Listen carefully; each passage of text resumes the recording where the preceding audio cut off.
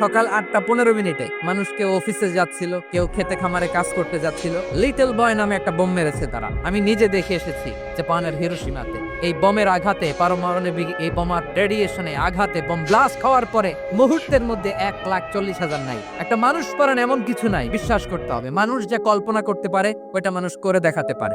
আমরা যখন আমার পিতার পৃষ্ঠদেশে ছিলাম, পিতার পৃষ্ঠদেশ থেকে শুক্রাণু যখন মায়ের গর্ভদেশে যেয়ে পড়ে, কতটা শুক্রাণু ভ্রমণ শুরু করে জানো? 20 কোটি শুক্রাণু। ওই 20 কোটি শুক্রাণুর মধ্যে থেকে তুমি আমি আজকে এক বিকশিত শুক্রাণু মানব রূপে পৃথিবীতে এসেছে। সুবহানাল্লাহ। সেদিন আমি এত ছোট ছিলাম, মাইক্রোস্কোপ দিয়েও আমার অস্তিত্ব টের পাওয়া যায় না।